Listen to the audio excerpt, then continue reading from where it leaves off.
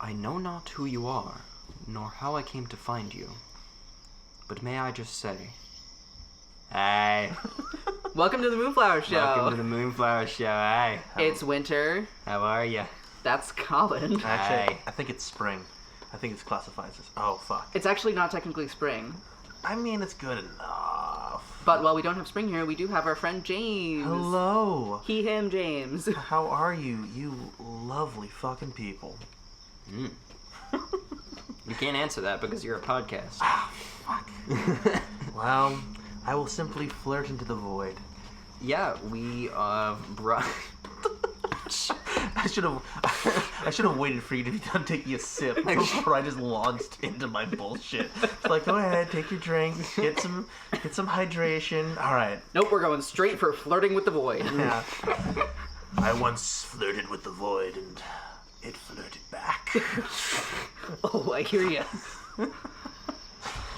Oh man, we're a minute into this episode. We brought Mr. James Jonah Windus. Please. By the way, that is the Mr. James, that's my father. You don't prefer... I've always wanted to do that to someone. I'm sorry. It's just... Call me James. Mr. James is my father. Mr. Turtle is my father. Hey, Squirt. Okay. We have our good friend James Jonah Windus as guest here on the Moonflower Show tonight. Which, by the way, is a baller name. We've talked about this before. Yeah, Moonflower Podcast or James Jonah Windus? James Jonah Windus. It is a sick-ass name. I feel powerful when I say my full name. It hits you like a fucking truck. It's like, and if I ever decide to be a writer, I could just go by J.J. Windus. And J.J. Windus. Right? Like, when you talk about fantasy writers, you got, like, George R.R. Martin. Jesus, Moulton? Who the fuck is Moulton? George R. Yeah, it's George R.R. Martin, but he wrote as a bird. He's molten. Yeah. You got Tolkien. It's the double letter. Yeah. It just... J.J. Windus. What the fuck is the name of the author from Adventure Time? The J.T. Dogsworth or something? Oh, it's like, there's a Z in there somewhere. Yeah. J.T. Dog Zone or something? Yeah, something like that.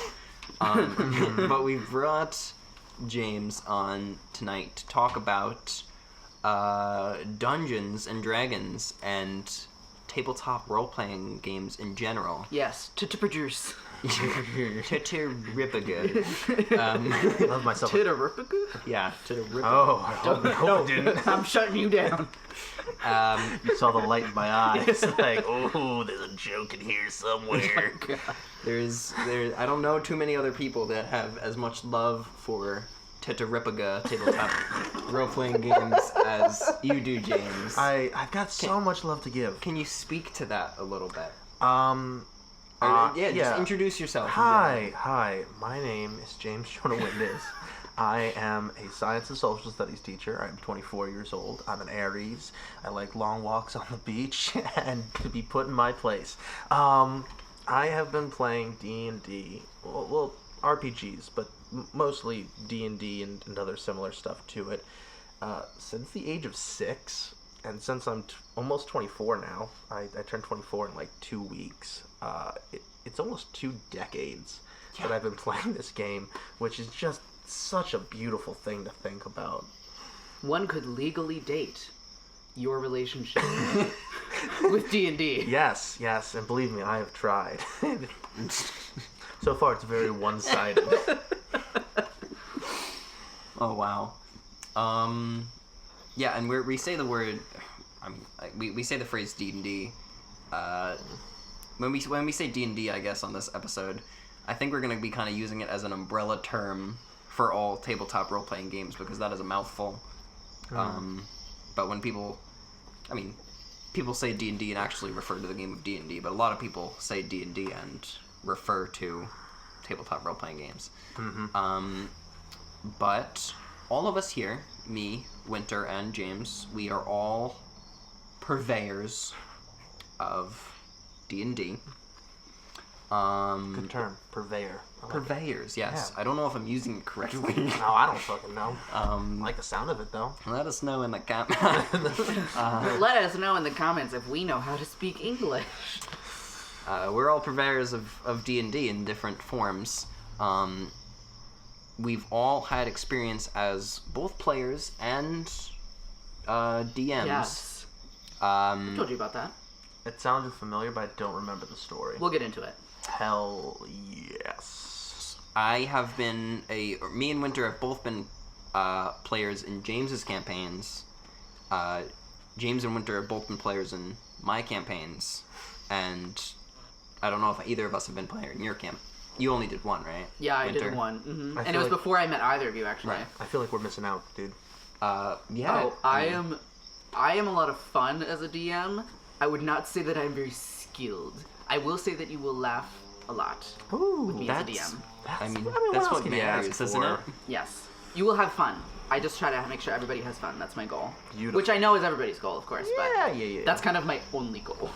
I'm not here to have a consistent or coherent plot. Hey, Well- good enough. I mean, that kind of brings us into what we kind of want to talk about, or like begin this episode talking about, is that D&D is freaking awesome, and it can kind of. That's gonna be the subtitle. That could be the name of. We could make that the name of the freaking episode. Yeah. D&D is freaking awesome with like 7 R's. Yeah, and a U in there somewhere. I like a Q if you could squeeze it in. Freaking awesome. Well, no, the K will be a Q. Instead of a CK, it'll be a free Freaking awesome. Oh my goodness. I feel like most of this episode is going to be me trying to keep us on track Please, of what we're talking about. someone fucking rein me in. Go ahead. Yeah, I'm trying, big boy.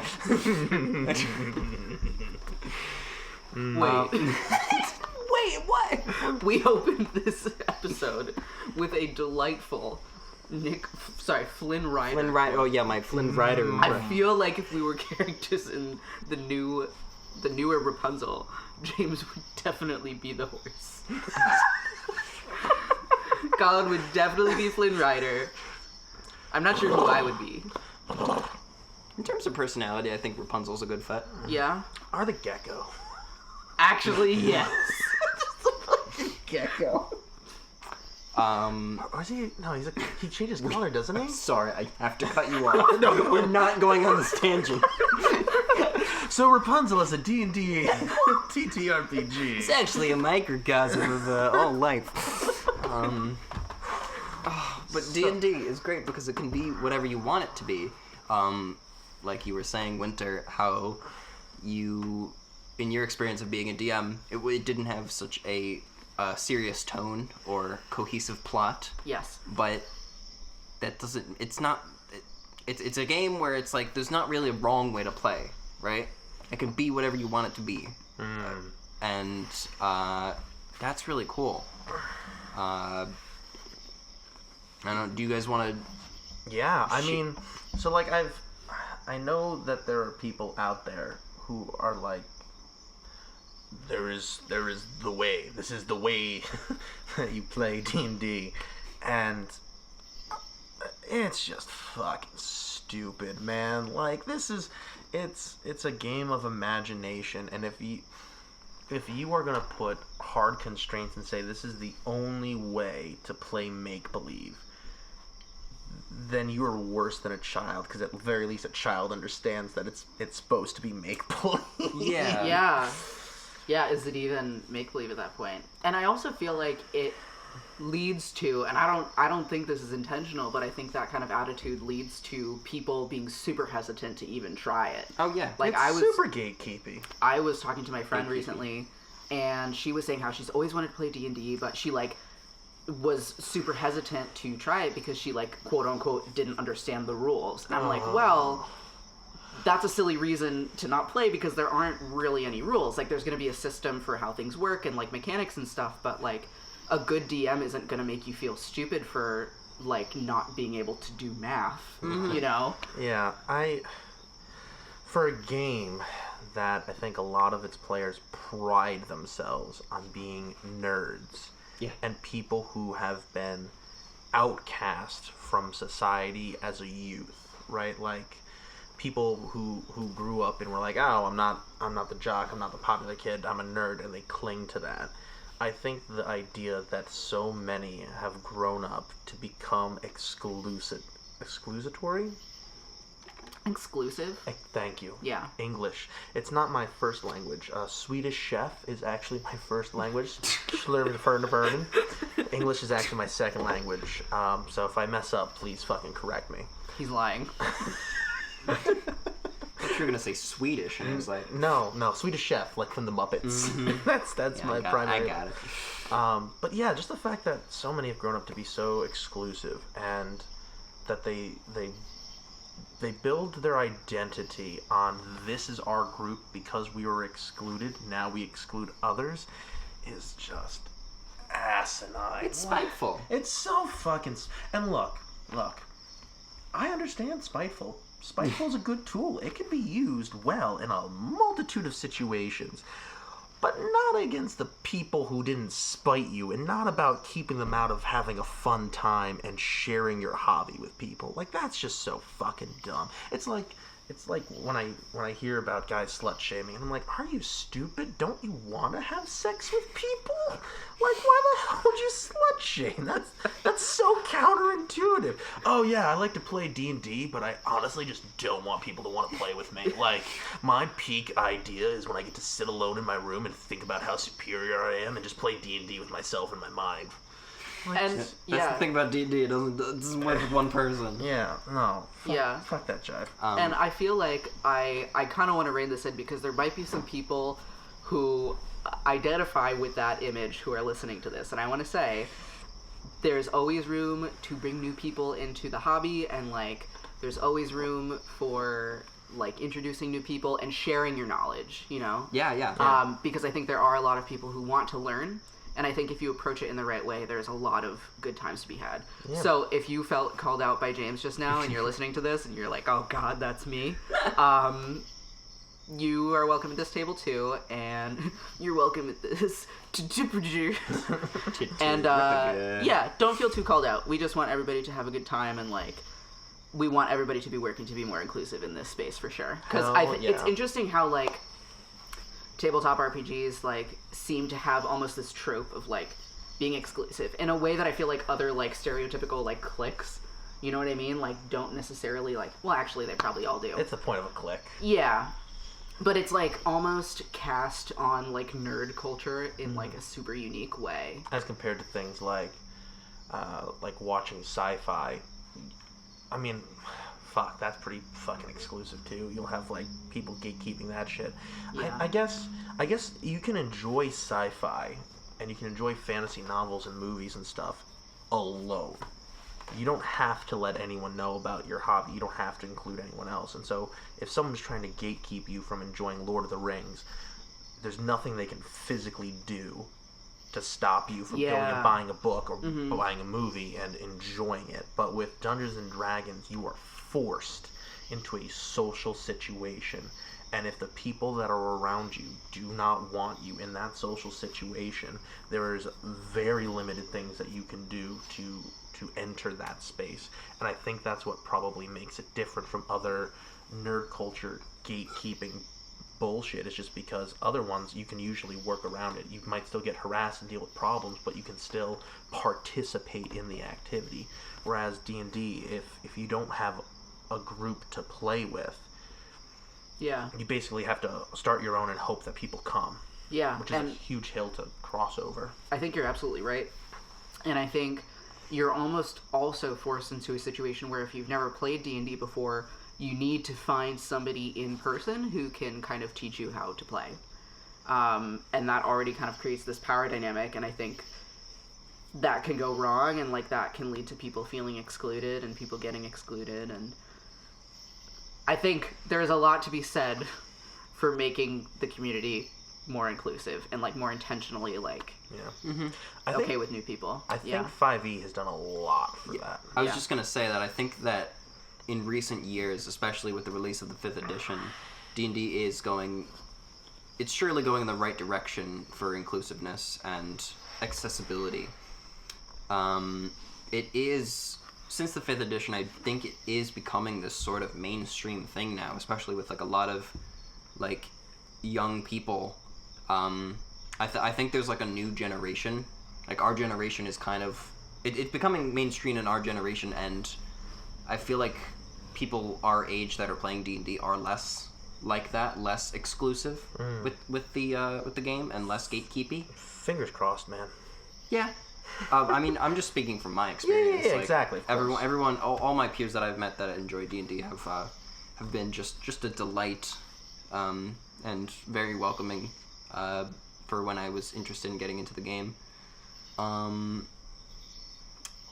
kind of wanted to like break it down, break down the basics of what D&D is for those of you Fuck yeah. who are sort of tangentially interested, like Winter's, your friend that you mentioned, Winter. Yeah. Who are like interested in this really awesome hobby, but are kind of intimidated by either, you know, complicated rules or gatekeepy people. Because in reality, it's actually a very simple thing. People kind of take a look at this this like fantasy game from like years and years ago, and they're like, oh, there's probably like calculus and shit involved, and like a lot of algebra and, you know, pages upon pages of lore and that I have to memorize. No. When in reality, it's closer really to just like, I don't know, kids playing pretend in the backyard, but like an adult version of that where you're just telling stories and making things up and just laughing together. I think that a lot of people don't realize that there is an objective to D&D, but the objective is not to necessarily win something. Yes, and I love that about it. You might experience like combat when you're playing D&D, but it's not like the objective of D&D is to tell a story. Yeah, to tell a good story. Yeah. Mm-hmm.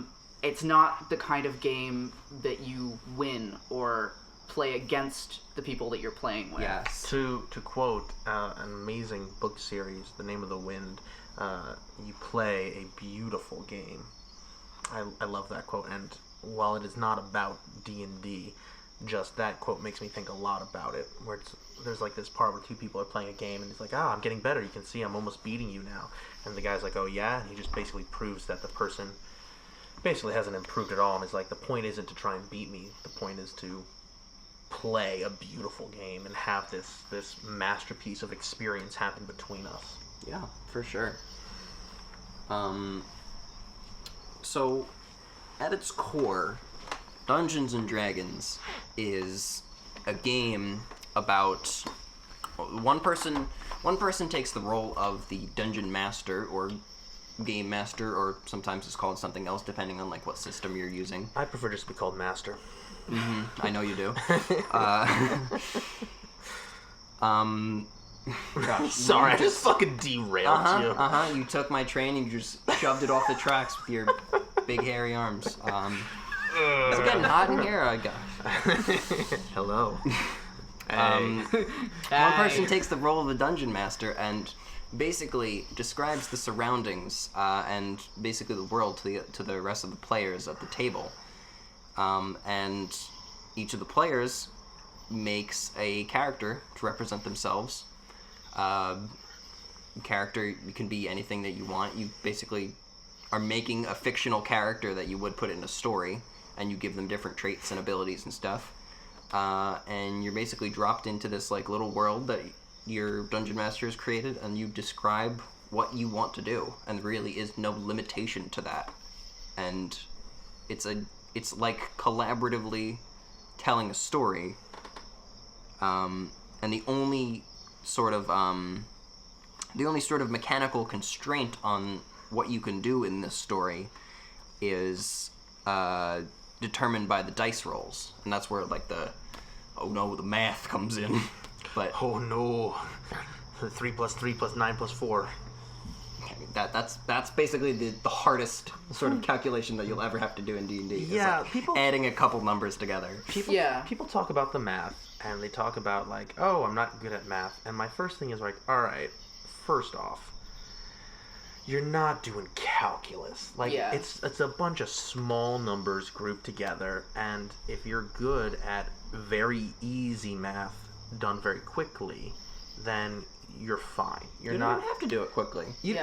And that's the second thing. You don't have to do it quickly. If it takes you, 30 seconds to add 12, or not 12 numbers. I never have to do Like maybe like 3 or 4 numbers. Yeah, if it takes you 30 seconds to add 4 numbers together, the worst that you'll receive is like an eye roll. But like that's not a problem. Like it takes you 20 seconds to do a couple of maths. That's fine. It's not going to slow down the game that much. And if you have like a dungeon master who is understanding and like actively wants the game to move faster, congrats, the dungeon master will do the fucking math for you. Like the amount of times that I've had a player roll and I see the number and I know what the math is, and before they get it out of their mouth, I'm already writing it down, is like, because I can do math. I'm not a lazy fuck. I'm the DM. It's my job to handle things, and if I want the game to move faster, it's my duty to do that. Yeah. Granted, I would still have the player do the math just because it's good practice, and that way they don't feel like, oh, I'm having the DM do everything for me. But they can't see behind the screen. They can't tell that I'm doing the math for them. Something that I always appreciated about you, because you were actually the second DM that I played with, and I always appreciated that. I'm not bad at math.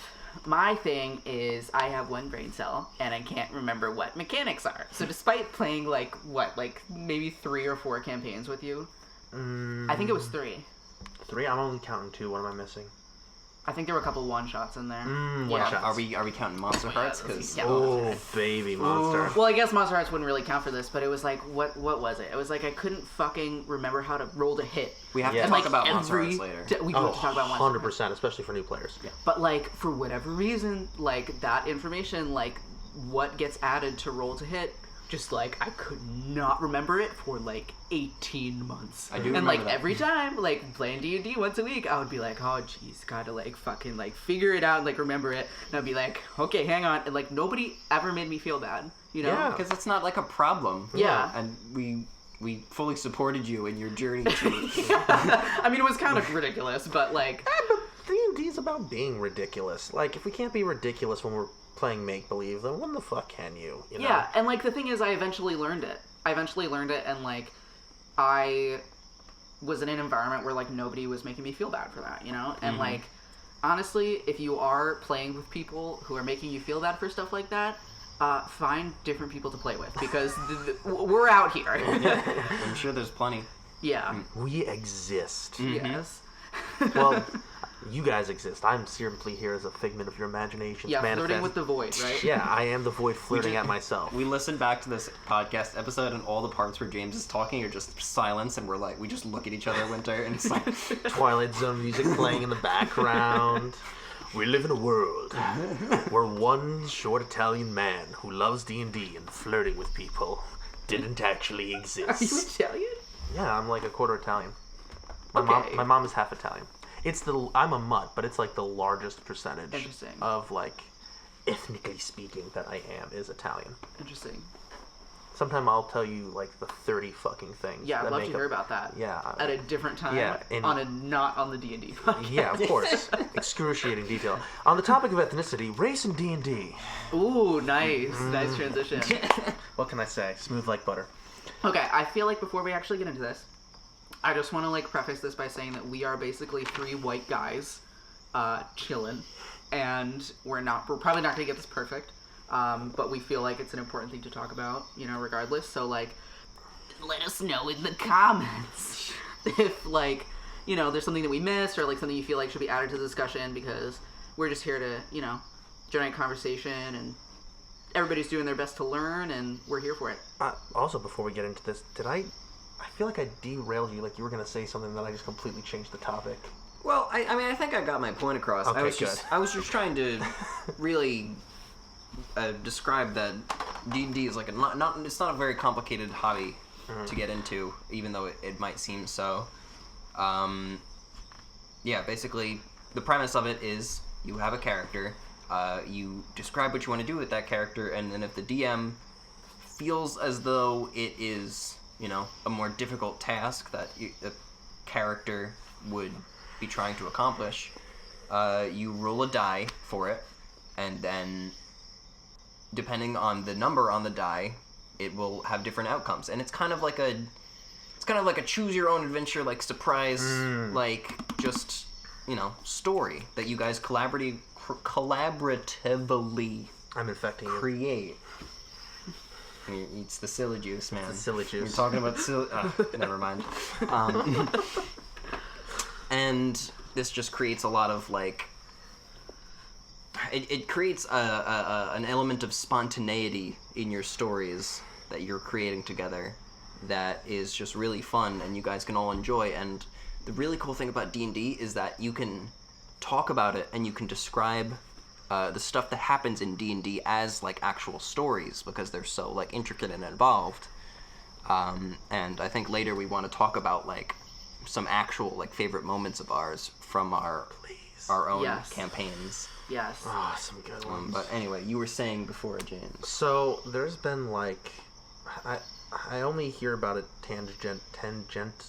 Wow, none of us can talk tonight. Tangentially. But there's been like a conversation lately, especially amongst people in Wizards of the Coast, which is the company that currently owns and runs Dungeons and Dragons proper, not Dungeons and Dragons as a TTRPG, but like that specific one, about how in D&D there are races of creatures, sentient creatures, and they are given an alignment, like goblins, trolls, orcs, and your alignment is chaotic evil. And there's been like a huge, from what I've seen, a huge movement about how like this is kind of not okay, that like the concept that an entire sentient group of creatures are all this morality, or even the idea that most of them is this morality, especially when morality is usually, anthropologically speaking, defined by the culture that you find yourself in. So what you're essentially saying is that each one of these groups, the entire global population of this group, have a fairly similar culture to each other. And with so many of these creatures coming from past fantasy, like Lord of the Rings has such a huge impact on the start of D&D, and you can still feel it today.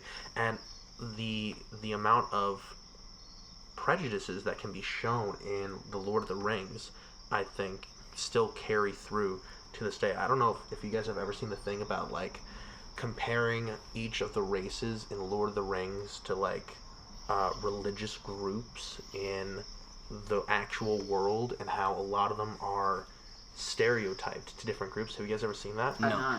It was, when I saw it, it made me like, I lose my fucking mind. Is it like a YouTube video, or? I think it was more of like a written thing that I read somewhere. Maybe someone on YouTube is doing it, but basically they break it down and they say like, each of the races in Lord of the Rings are filtered through the biases of Tolkien, who, if I recall correctly, was Catholic. And each of the races is basically a stand-in for a different religious group. So the elves, who are viewed as, you know, these pinnacles of goodness, are the Catholics, same as he is.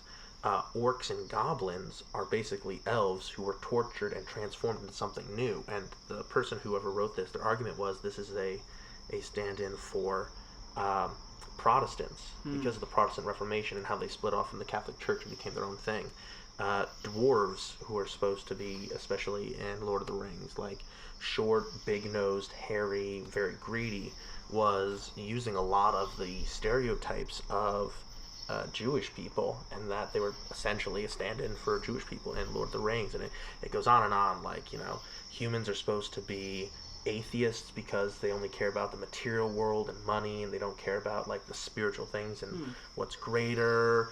And there's this group of humans that ends up helping the goblins, and they're supposed to stand in for Islamic people because of like the Crusades, and like looking at the technology of during the Crusades and then comparing it to the technology of this human group during Lord of the Rings. It's a really fascinating thing.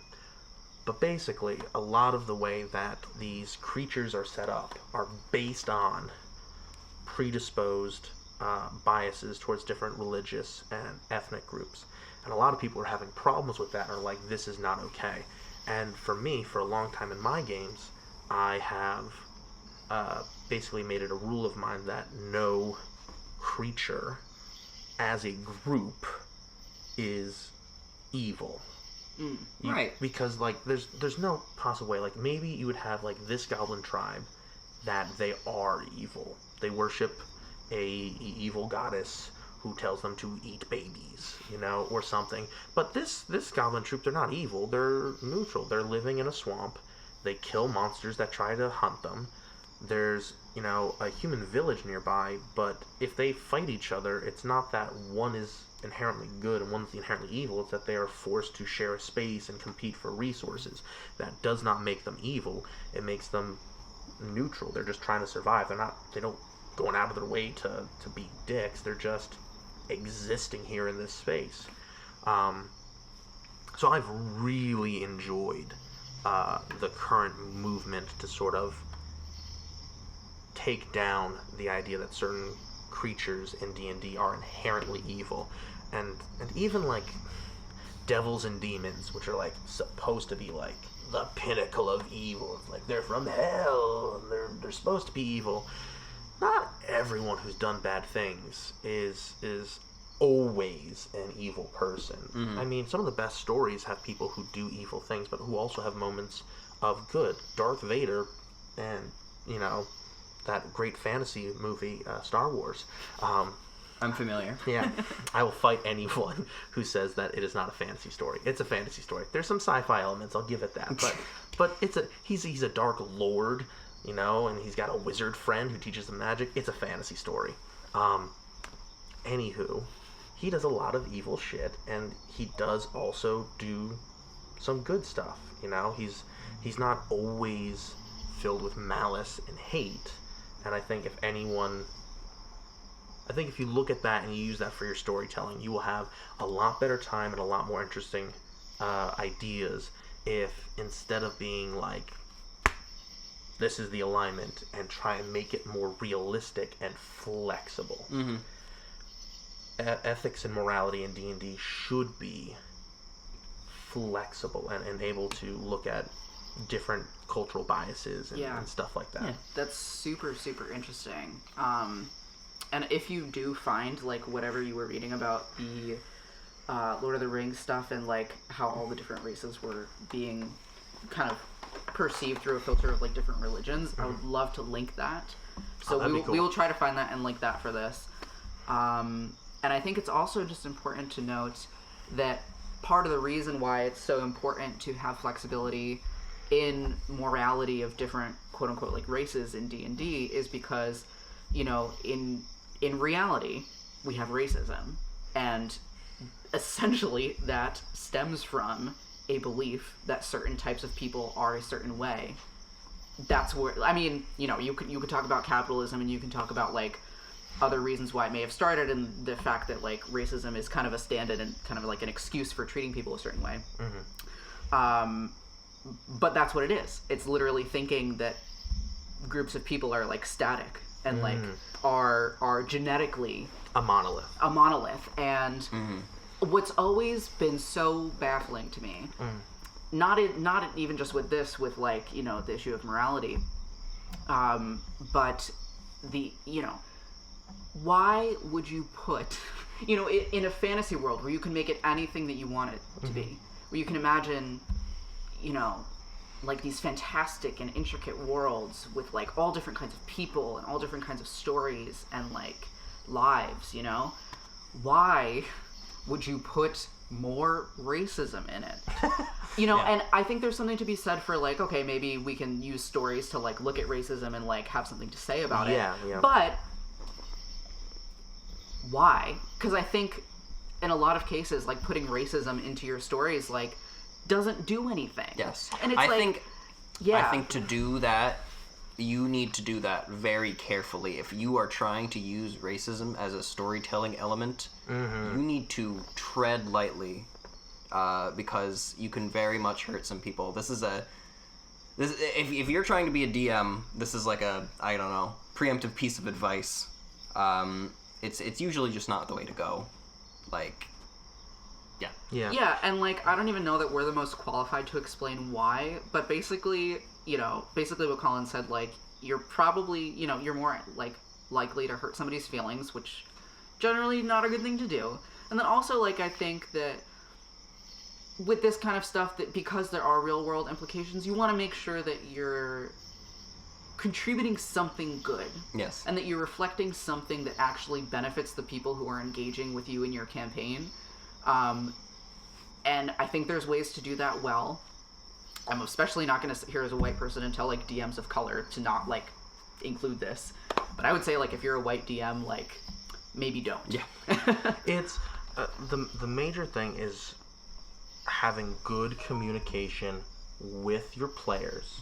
Make sure they know what's going on ahead of time. Oh yeah, content warnings for your players is always a good thing. Don't have a campaign where it starts where you guys are all enslaved, and the whole point of the beginning act is to escape from it, and not warn them. Yeah. And be like, this is what you probably should expect. That's the first thing. Second thing, if you're going to include heavy topics such as racism, do something with it. Yeah. Make it an essential part of the story. Like I remember, I don't remember where, but I heard something about like someone where the big bad, the big villain wasn't a person, it was capitalism. As like a thing. And I thought that was so cool. It was like, there's not something you can fight. There's not a dragon you can punch. There's not a government official you can stick a spear in. It's the system itself that is the thing to fix. And if you want to do something like that, that sounds awesome. Do it. But don't make such an important topic a throwaway in your game. Don't make it be like, yeah, this is it, and that's just sort of how people's lives are, and that's okay, and we're just going to move past it. Like, if you're going to include it, make it important. Absolutely. And this doesn't just apply to racism, too. Like, James, I remember when we were doing one of the Monster Hearts one-shots. I was thinking of I knew you were going to think about it. We were designing this NPC, and you had suggested, like, hey, like, we could do, like, a little subplot. NPC is a non-player character. Oh, yeah, sorry. Oh, my gosh. I said something nerdy and didn't explain it. I think that's the first time that I've done that. A round of applause. That's right, guys. I'm in the in club. Not that there's an in club. Right, now we were trying to literally... I'm sorry. You've sent us back decades. I ruined it all. It's nice when you learn terminology and you feel like part of a group and you feel like... Yeah. Anyway, so we were creating this NPC, and you, James, had suggested that he be kind of transphobic as kind of like a subplot. And I had said, hey, like, I get that might contribute to the story, but I'm trans and like I'm just trying to exist on this Thursday night and like have a nice time, and I don't really want to like think about that issue. Yeah. I'd rather he not be transphobic, and you were like, absolutely, because it's not central to the thing, and it doesn't have to be. You know? And again, it's communicate with your players. Like, do I think that it could have been an interesting side plot and have been done well? It could have, but if your players don't want to play that, don't put it in your fucking game. Of course, it's literally can be anything that you want, but it has to be something that you all want as a group. You want to play the game that you collectively want to play. A lot of people think about being a DM, or they think about DMs, not that they want to be one, and are like, they are the god of this world. No. Yeah, you're a narrator. You're not a god, you're a narrator. And you're not against the players. You're not trying to put the players through turmoil for your own pleasure. You're trying to create an environment through which they can create an interesting story. Yeah. Something interesting that I heard of, and I think it was actually in the like DM's manual for what was it? Freaking Lancer. Lancer. Oh, one of my favorite tabletop RPG to Ripaga systems ever. Yes. Solid system. One thing that I really liked about that was that at the beginning of their like little ebook, basically, they had a lot of suggestions for like how to make it enjoyable for everybody. And like, honestly, if y'all want to come at me because I'm like talking about fucking safe spaces, go ahead. But something that they suggested to make the space more safe and like helpful is to have if you're in person, everybody gets like a red card or a piece of paper or something, and if something happens that person's not comfortable with, they can just put the card in the center of the table. They don't have to like say anything, and the DM's responsibility is to shift, and you can talk about it later. You can figure out what went wrong later. But it's basically a please stop this like line of plot or whatever, so that you know don't have to like know everybody's like little boundary and like everybody's like triggers, or you know if that's something that you're gonna have to deal with. I thought that was like a really great tool. Yes. Yeah, that's cool. And I use that for my stuff. And if you're not in person, I just have like people in the chat. If something's making you uncomfortable, you type X in the chat, and then we stop or we shift, or it's the same purpose. Yeah. That's cool. But I like that. I will say the hardest part by far of DMing is interpersonal conflict management Between players? Yeah. Or not characters? Well, because like between characters, sometimes that's way more fun. Like as a DM, I But love you strive for interpersonal conflict between your party members as a DM, but when it's the actual people that have conflict is you know. And I will say it does get difficult when you have players who make characters that they really care about and assign a lot of their personality to, and it starts to get a little blurred, because a lot of the great things about D&D is you'll be talking about it later. You're not going to say, oh, you know, my character did this. You say I did this. This is something that I did. Because it is role playing. Yeah. So that divide between player and character can get a little married together. So I will say sometimes character conflict can lead to player conflict. But the hardest thing by far is when you're the DM, you are in the position of power. Correct. All of the players will look to you for your say to be final on decisions like that.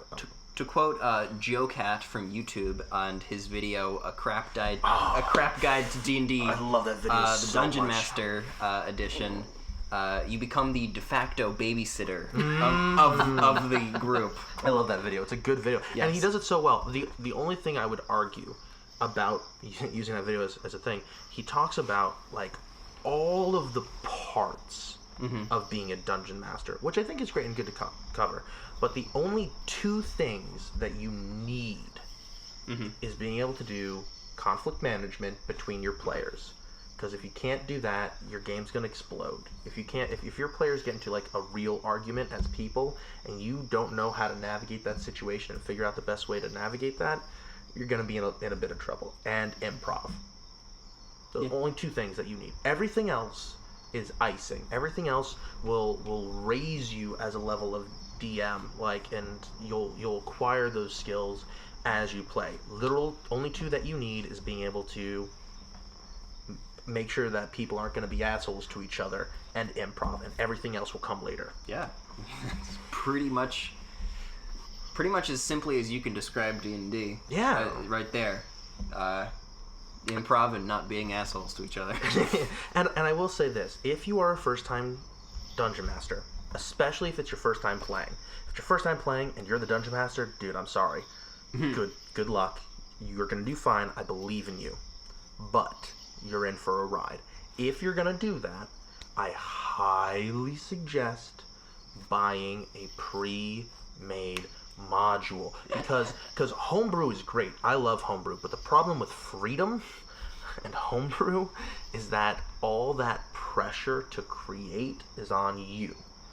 If something doesn't work well, you blame yourself because you created it. Like it is so much more emotionally and mentally taxing to homebrew a campaign. If you are starting, please, I beg you, pick up a module. So this may actually be a good transition into me speaking about my very brief experience as a DM. Please, go right ahead. Okay, so I did exactly what James is suggesting. I did buy a module. However,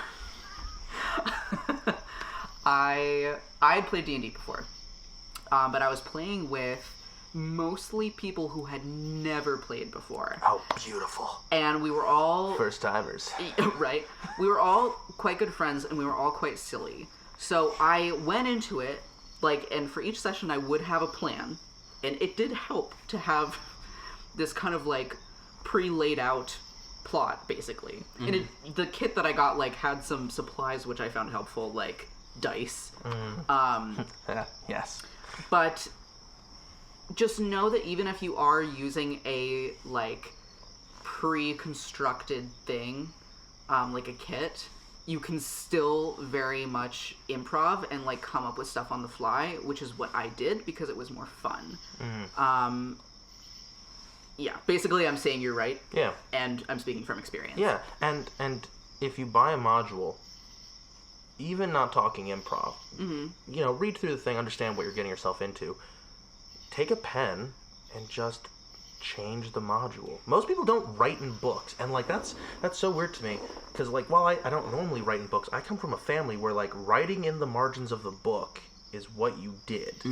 See, that's how you know that it is yours or your family's book, is that you would write in the margins. So if you have a module, read through. If there's something you don't like, change it. Yeah, like... And I wanted to, sorry if you weren't done with that thought. No, you're good, my guy. I did want to touch on this because it sort of relates to what you were talking about earlier about the Tolkien, or the discourse about the Wizards of the Coast and the alignment of certain creatures. Everything in the official Dungeons and Dragons, like, resources and the books, that's all a suggestion.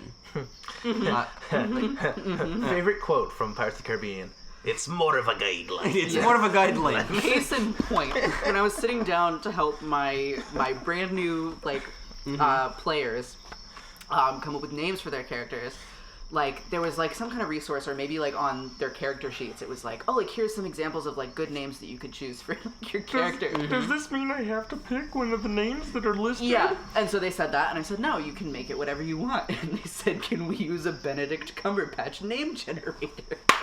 Oh. For all of our characters. Yes. So there was, like, a Pumpkin Patch Slumberdink. I have some players who love their crazy fucking names.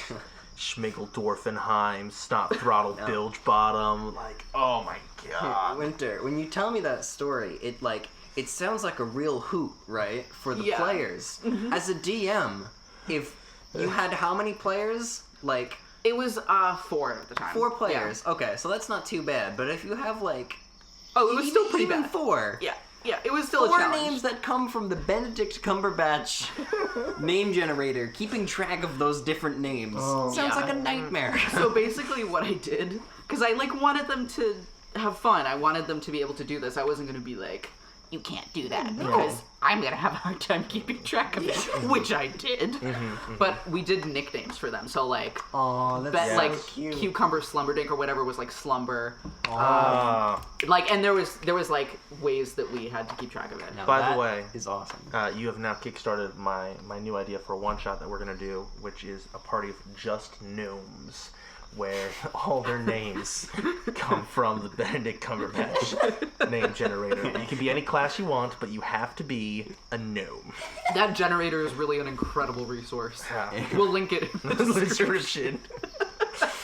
God, on the topic of, I want to get to the part where we talk about some of our favorite moments and characters, but before that, great fucking resource when it comes to names, Google Translate. Especially, dead fucking serious. It's my bread and butter. I absolutely love it when a character's name gives you a sense of who they are, both with, like, the way that it sounds. Like, if you have someone named Dirk, right? Dirk is not usually the name of a high-level wizard who's like, yes, my name is Dirk. No, Dirk is like, yeah, my name is Dirk. I live down at the docks, and if you want some shady shit done, you come see Dirk. Put a Dirk in him, right? Like, it feels more like that sort of name. And then I love to use Google Translate, and whatever sort of language feels very themed with the character. Like, if you're gonna play someone who's a little German, just going to Google Translate English to German and just putting in, like, an attribute about that character. You know, like, prideful, right? If you Yeah. want to play a prideful character, put in pride in the language, put it for English, have it translate, and use that as like your first or last name, and it will so much just tie you right to that character. I played in a bullshit campaign that a buddy of mine ran. It was a campaign where basically no rules, like you pick what you want to do. I played an elemental who, in a freak accident, had lost its memory and its element. Oh, wow. Yes. And my element was based on wherever I was, and my powers and ability scores, and for those of you at home, ability scores are usually the physical and mental attributes of your character that most everything is based on: strength, dex, dexterity, constitution. The numbers. Yeah, the numbers, the deep code. All of that stuff of my character changed based on where I was. So if I was like in a cave, I'd become an earth elemental, and if I walked out into a windy plains, I would turn into an air elemental. And it was so much fun to play. And my character's name was Aldequeta Imprimakia. And I forget what language I used, but I think my name translated to like ever-changing storm. Now that's sick. Right? Like that. If you use Google Translate and just put in like attributes of your character, you will feel an instant connection between you and that character, because now their name, the thing that you are called, is a cornerstone of their being, and it feels so good. It hits different. Like Yeah. When I was naming Ashtka, Ashtka was a dragonborn, like basically a paladin, in one of James's campaigns. Love that character. The way that I named him, was, well, he was a dragonborn, so I was like, alright, I'm just gonna mash a bunch of consonants together. Right? So I basically just, like, said some nonsense, like, tried to write it down, and I was like, alright. And I was like, Ash, because he's fire, because he's a dragonborn, yeah. And then I just, like, mushed a bunch of consonants together. So I feel like in addition to, like, Google Translate, kind of thinking about how your character themselves would speak, and letting that influence what language you may even pick, too. You know?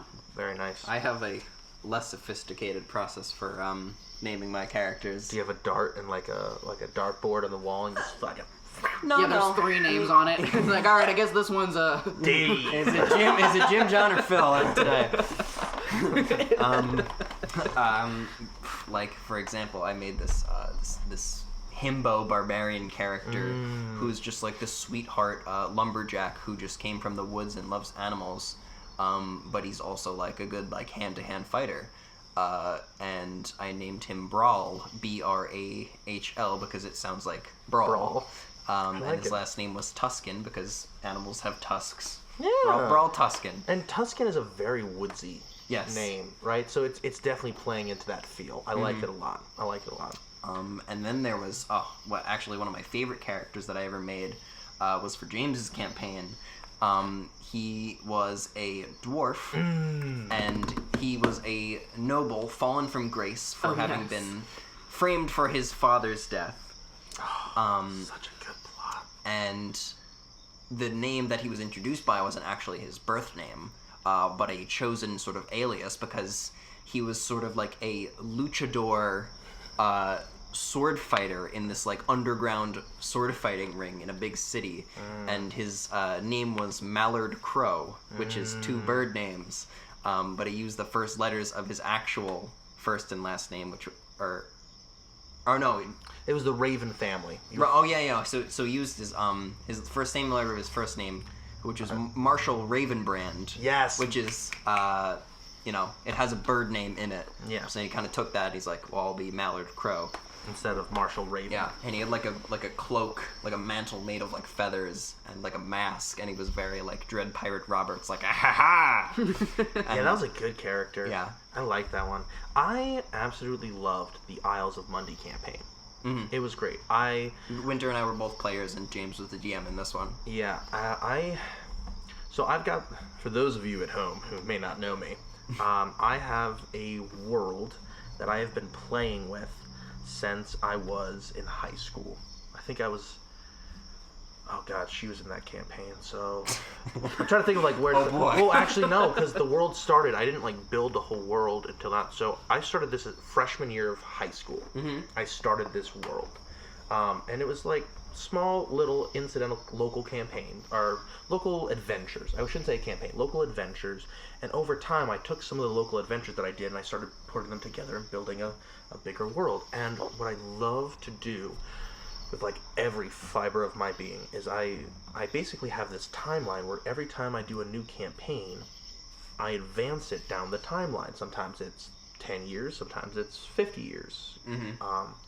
And the events of the previous campaign have huge implications in what happens in the next one. So, for example, earlier, Winter was talking about Ashtaga.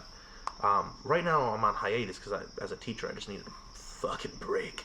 But the campaign I'm currently running, the people, they're running this fortress out in the Wilderlands. Like, it's the last point of civilization before just monsters and wilderness, and they figured that they needed guards because the people who had financed them and given them guards had pulled out, so they needed to find people to guard the place. So they ended up finding a mercenary company called the Licktongues, and they are a mercenary tribe made entirely of dragonborns. And one of the subsects of that mercenary company was hired through the contract to come and guard the fort, and they are known as Ashtaga's Holy Purple Knights, and they are a group of purple-skinned dragonborns, some with fire magic, some with lightning magic, and their leader is Ashtaga. I forget what I made his last name, but essentially, because of actions of your character in helping freeing slaves in a nearby kingdom, the character had become like a local saint to the members of the tribe that still existed, that were freed from slavery. And so being named Ashtaga was like a blessing, a sign of you are destined for greatness. And it was bestowed upon people who were dragonborns who had both lightning and fire magic, that they could breathe both lightning and fire simultaneously. And so this character, when I'm describing him to the players, I'm talking about how like you can see that he has this weight on him, this weight of responsibility, this need to prove himself worthy of this title, this name, but it's basically a title that he has been given since birth to lead these people into battle. And just really like taking that from a past character, and for the few people who had, I don't know if there's anyone from the campaign with Ashtaga that's in that campaign, but for the people that would know, they're like, oh shit, and they can see the connection. And I love just weaving these threads through history. Yeah, and that's so cool because you've created this collaborative story that now involves like a whole, at least a dozen people now. I think almost 50 people have played in my campaigns in this world. Yeah, and these people could talk to each other about the events of this world that you've created, and they could have these revelations, and they could be theory crafting about stuff that you are doing behind the scenes. And that is why D&D is freaking awesome. So beautiful. Sorry, you need to say something? I was just gonna say, like, you know how, like, in, like, the, fucking Pixar, like, there's all these, like, there's little the theory like, that details. every Pixar movie happens in the same timeline, canonically. And you can, like, this is just one example, but you can, like, nitpick and, like, look at, like, how it's all connected and theorize and, like, have these ideas. You can absolutely do that with D&D, especially if you have a DM like James. Yeah. I will say one part that I exceptionally loved about my current campaign that I was running, they went to go see the three Fates who lived in this giant oak tree in the middle of the wilderness. And basically the Fates were like, here's a bunch of puzzles. If you can prove that you're worthy to get through them, you can come and talk to us. Otherwise, fuck off.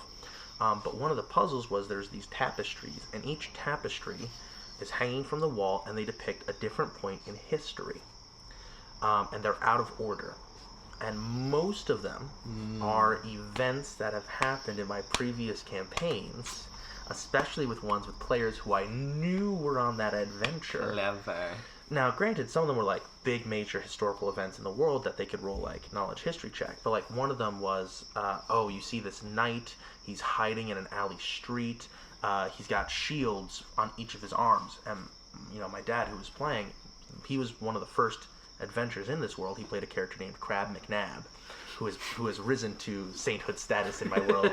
He is a fighter who dual wields shields. Saint Crab McNabb. Yes, he's like a local legend. Well, he's pretty global at this point. But anyways, so my dad was like, "Oh, that's my character. I know that." And then there's another tapestry where there's like these people who are dropping from the sky through a portal and like just slinging magic. And I describe it in a way that another one of my friends, he was like, "Oh, that's our character from this campaign. That means this comes after that because our characters in that campaign killed Crab McNabb." And my dad was just like, "You did what?"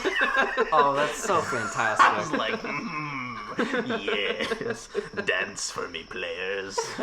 So we're getting to an hour. No, I'm having so much fun. I was wondering if we would want to share some of our favorite moments from our campaigns that we've been a part of. Yeah, I mean, I think wrap we're it up. doing that right now. Yeah, exactly. Well, I was going to say. I'm set. I'll listen to some of your guys's. Well, what I did want to talk about was Monster Hearts, which was Oh my gosh. Maybe we have to do a part campaign. 2. You guys will have me back for a part 2 sometime. Oh, absolutely. Yeah, absolutely, because I think this has been a wonderful episode. Oh yeah. But I mean, do you guys want to talk about Monster Hearts now or next time? No, we'll do. I feel like I've talked ad nauseum about cool shit that I've liked in my campaigns. If you guys want to add like things that you've liked and stuff that you've played, I think that's good. But I definitely think we should do Monster Hearts and talk about this thing. Yeah. Do you want to talk about maybe would you say that one of your favorite experiences in D&D was in a Monster Hearts campaign? Because if so, then that would be great. 2 birds, 1 stone. Yes, exactly. 2 in the hand, worth 1 in the bush. I gotta think on that. What I do want to go over was the sort of character creation process of Monster Hearts. Of Monster Hearts. So what Monster Hearts is? It is another tabletop RPG system. Titteripaga. I'm sorry, parallelogram? Yeah. It's a simple one and a very beginner friendly one. But instead of like high fantasy, like dwarves and elves and dragons and swords, it is basically Twilight-esque. In that the characters are vampires and werewolves, and it's like modern day setting, and you're all going to like school basically. Hormonal teenage monsters. Yeah. Angsty, just like super emo, like all the best qualities of your middle school days. Oh god. Come back to the surface when you play Monster Hearts. And James was delightful enough to run a one-shot in which Winter and I, once again, were both players. A one-shot, by the way, is a campaign that only runs 1 session. And Monster Hearts is cool in that it suggests that the DM works collaboratively. Oh my god, that's the second time I've fucked that word up today in this episode. It's alright. We can do it together. Let's say the word collaboratively. Collaboratively. Monster Hearts suggests that the DM works with the players to create characters and like non-player characters. And we came up with some real gems. And you guys know who I'm about to mention already because we talk about them all the time. So I think they made a reprise actually in your second Monster Hearts campaign. No, they didn't in the second. They were in the third, but you guys hadn't found them yet. Oh yeah. So their names. Golden. Wait, I feel like we should explain who they are before we drop the names. Yeah, actually, you're totally right. Okay. So Colin and I and James were like sitting down. We're like trying to come up with this character, right? Yeah, so you're basically trying to come up with like a homeroom class. You're trying to come up with a whole class of high school students, which are the characters in your homeroom that are not your characters, your player characters. And so we're trying to make this whole classroom of players, of characters. and then Yes. So we were like, how can we come up with the most dumbest, most male energy possible? Like dumb male energy, but not like aggressive. Yeah. Right? Like they're not assholes. They're just dumb. They're just dumb boys.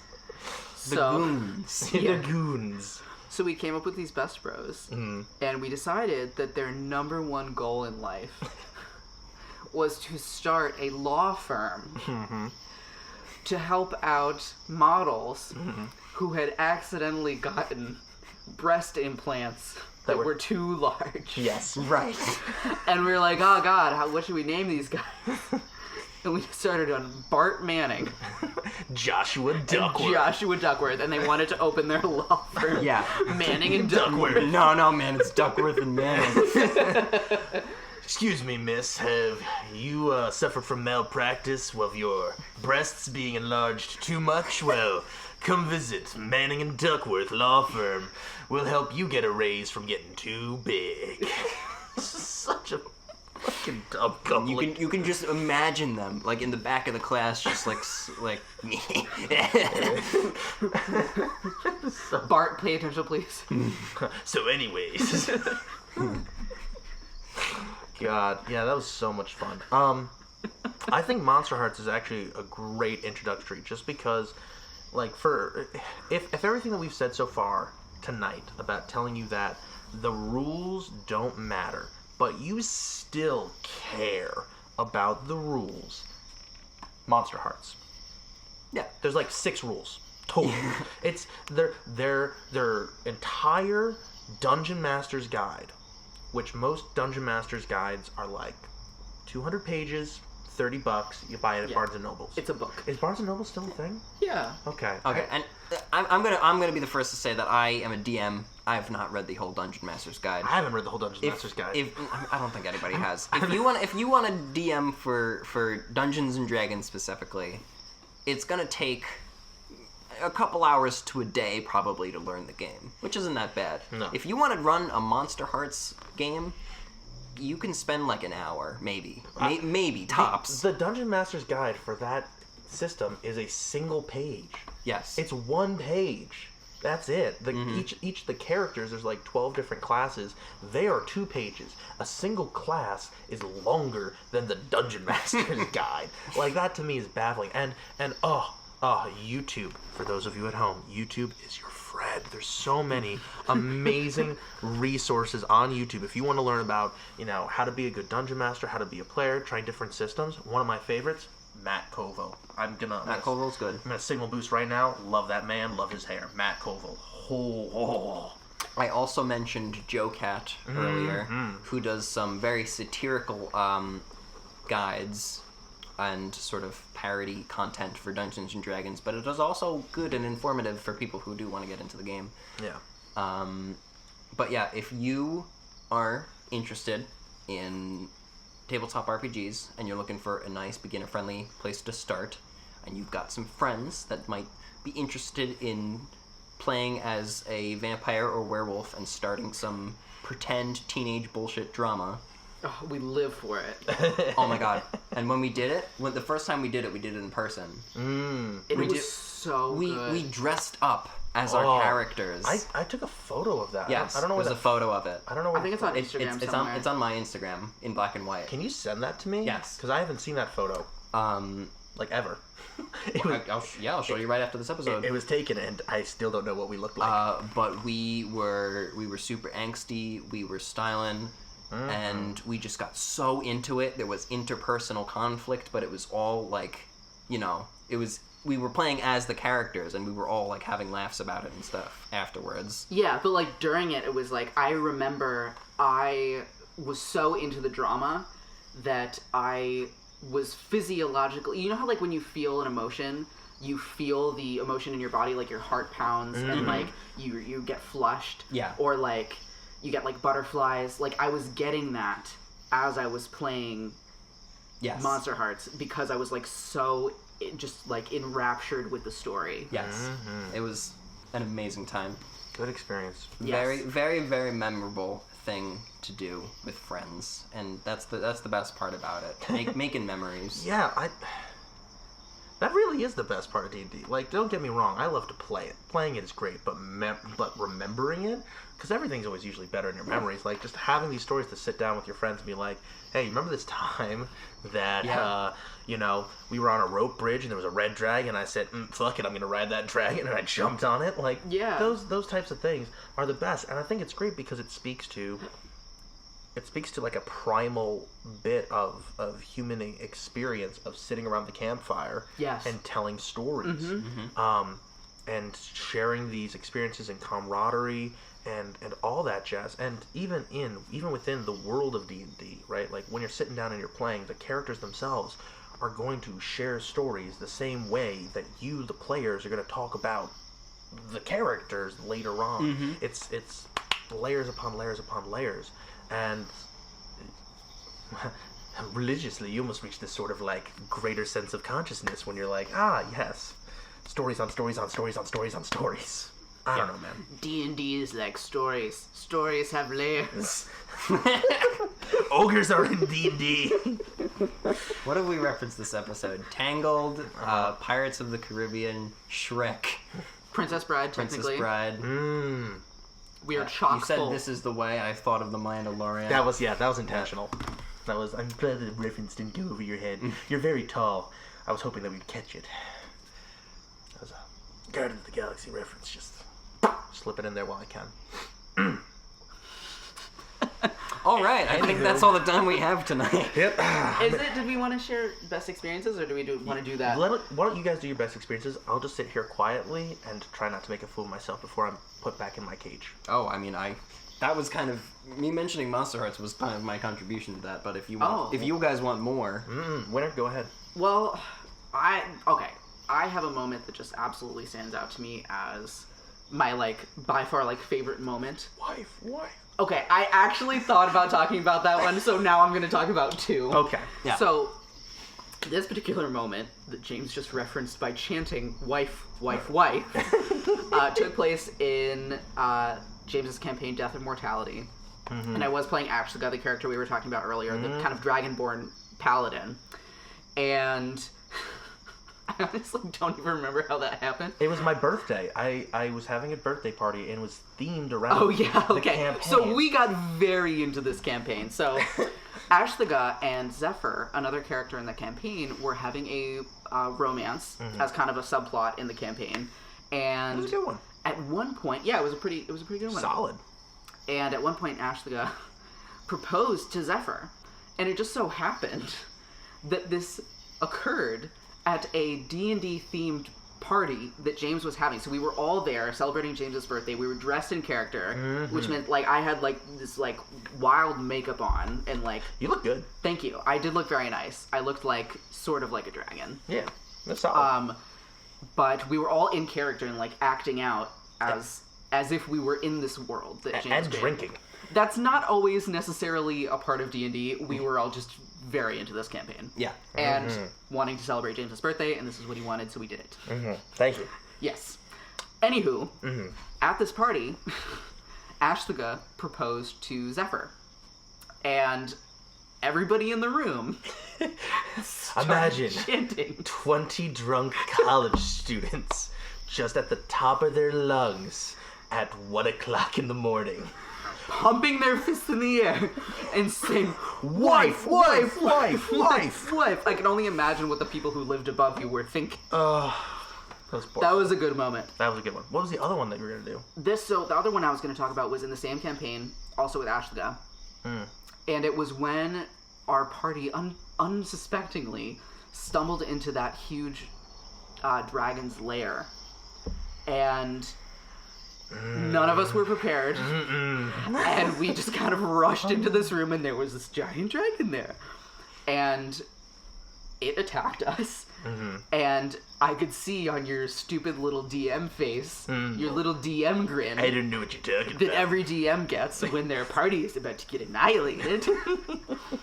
Except you had forgot that Ashlega had this really cool ability, and I was so excited because it was relatively early in the campaign, and I was super pumped to show people this element of Ashlega's character, where he basically could not not protect people, like if he had the option to.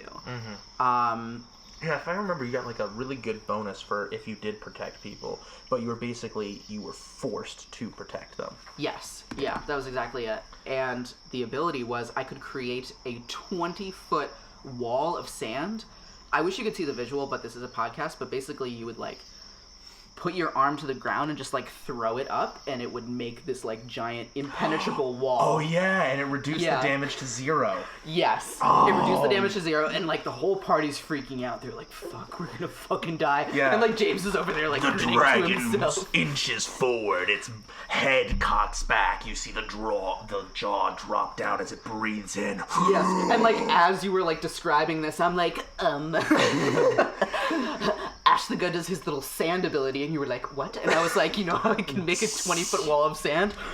The dark, because I remember it was like a shadow dragon, and like the flaming shadows whip around and curse around, and you're all fucking fine. Yeah, and like nobody knew that he could do that, and so the entire party just kind of looks at him. He's like, yeah, I can't do that for another 5 days, but Well, and I think I remember I was like, I want to roll for damage anyways, just to see, and I was like, all right, that would have been 70 damage to everyone.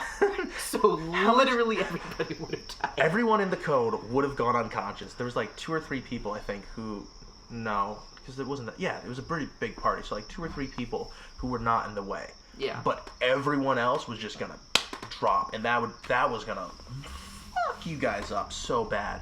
And I'd completely forgotten about that ability. And I think after you did that, I just had to sit there for like a second and just like look around like, what happened? Why did I allow his character to do that? No, it was so great. It was such a beautiful cinematic moment. Yeah, I forgot that existed. That's great. And it was such like a character development moment for him too, because like the party had not seen this part of him, this like protective element of him. And I love that. I love combat when it allows for those moments of like character development and like characters finding more out about each other and like developing relationships. It's awesome. And that's why that was one of my favorite moments. Yeah, that's a good one. Yeah, I can see that. Yeah, I strive to have those moments in my campaign whenever possible. I think the one that I'm about to talk about is also a combat moment, sort of. Half-as, and it was from our Lancer campaign, which Winter and James were both players in. Lancer is the system that I mentioned earlier. It is a sci-fi setting about mechs, giant fighting robots, and just like space travel and stuff like that. So basically, the party's spaceship was hijacked by pirates. By space pirates who were posing to be, repair people. So the party had to hop in their robots and go to this nearby planet to retrieve the ship. Only half of the party had went on the first expedition to go retrieve the ship because they were like, the real reason was because some of my players hadn't shown up, so I had to actually improvise and make this quick session that wasn't actually originally planned to happen. I asked for the pirates. Yes. I was like, can you please just do something, because I really want to play today.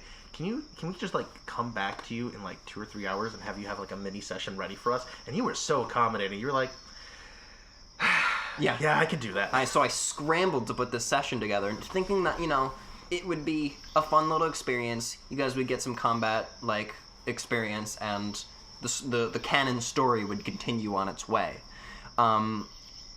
Little did I know that they went to the planet, got absolutely wrecked by the pirates that I created.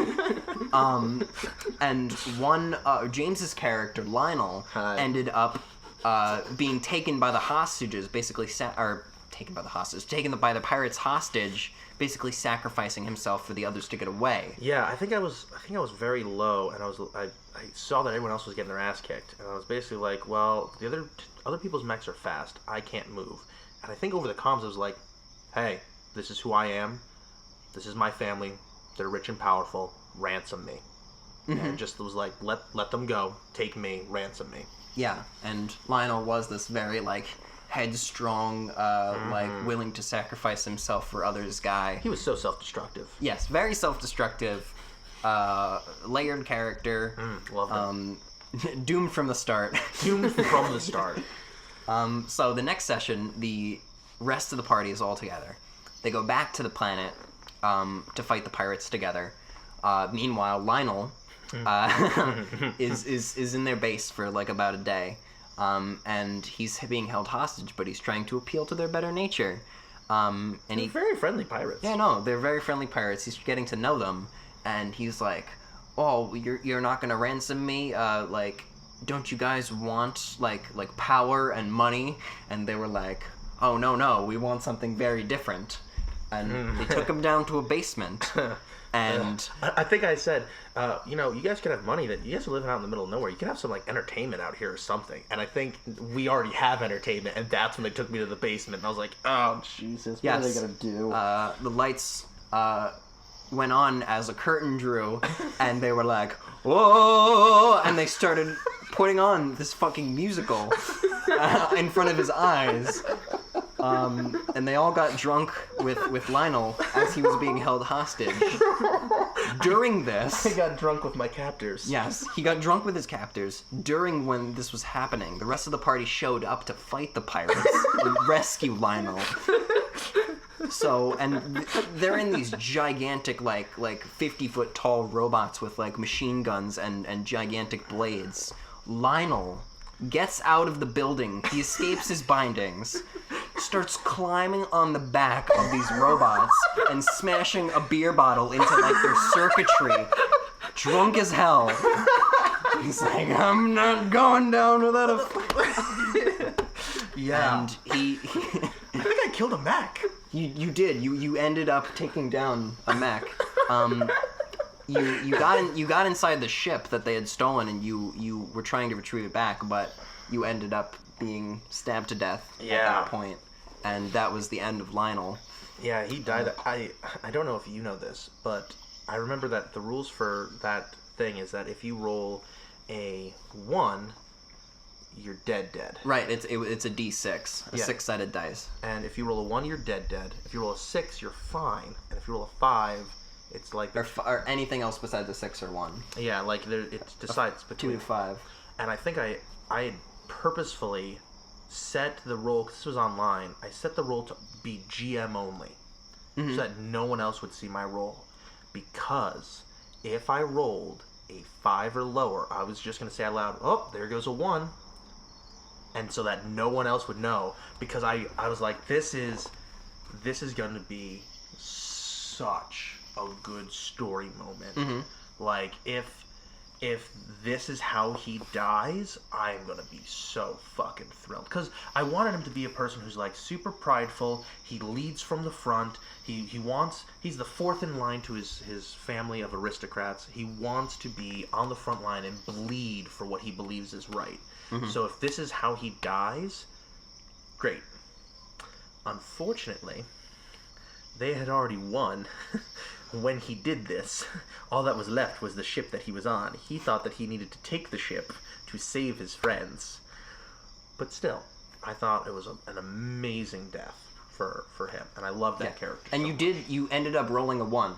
I did, yeah. That's the other thing. I rolled a 1. You ended up rolling a 1, and we were like, this was destiny, basically, for this character to go out like this. And I remember saying before you rolled it, you were like, I was like, okay, just don't roll a 1, and you'll probably be fine, because all the other enemies are gone. You rolled a 1. And I rolled a 1. And yeah, I remember, like, there was another character who Lionel had a romance with, and there was a confirmed pregnancy from this romance. Yes, and there had been this whole subplot of, like, Lionel's pride and self-destructive behavior being, like, what do you really value in life? And there was all this discourse, promise me you're not going to do anything reckless. Yeah, that was probably one of the last things that he said. Yeah, that was said to him. Right. Promise me you're not going to do anything reckless. Fine, I promise you. And then goes off, captured by pirates, dies trying to get the thing back, and I think drunk off his ass. While drunk off his ass, like climbing on top of giant robots. He couldn't, and if he had just kept his promise, he would have been fine. Mm-hmm. But his worse nature got the better of him, and so he died with the last thing that he being sent like over a comm, because mine and Jacob's character had like that internal like Wi-Fi link to each other, was basically like, this is what I want my child's name to be, and dies. And I was like, oh, pain, agony, character development, yes. Yep. So anyways, I think we should definitely do a part 2, but I'm a little biased because I like hanging out with you guys, and I also like to hear the sound of my own voice, so of course I would want to do a part 2 of this. Yes. I think we should absolutely do that. I think part 2 is in order. Yes, let us know in the comments. But for now, this has been a longer episode, but I have thoroughly enjoyed it, and we hope you have too. Yes. Mm-hmm. Yeah. So I think we're going to end it there. Sounds good. I hope you guys have a good night. And a good sleep, or a good day, a good little commute, whatever you're doing, you little moonflower, you go. Yeah, and enjoy it. If you get a chance, play some D&D. Play some D&D. Rest well, lovelies. Peace.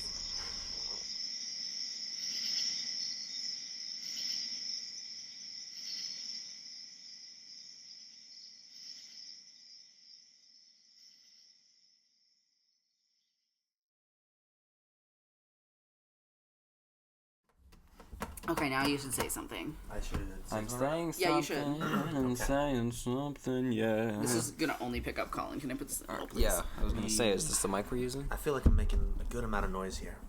Yeah, is that how you're gonna talk on the podcast? I think so. I will say, it reminds me of the hormone monster from Big Mouth. Oh, fuck. What? These are my dicks. I hate it. Hey guys. It'll smell like bubble bath. Oh, I love that voice. What's going on?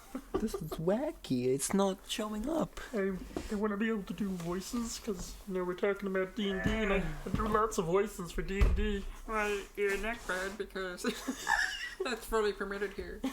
We don't have any rules other than, That's good. don't be a fucking dick. Don't be a fucking dick. Don't be a fucking dick. Okay. You could be a celibate dick, not a fucking dick. I see. Understood. Hi, I'm Mickey Mouse, and this is Disney Channel. Don't be a fucking dick, kids. You're missing what I'm doing. You fucking want. Hey kids, it's James, and don't be a fucking dick.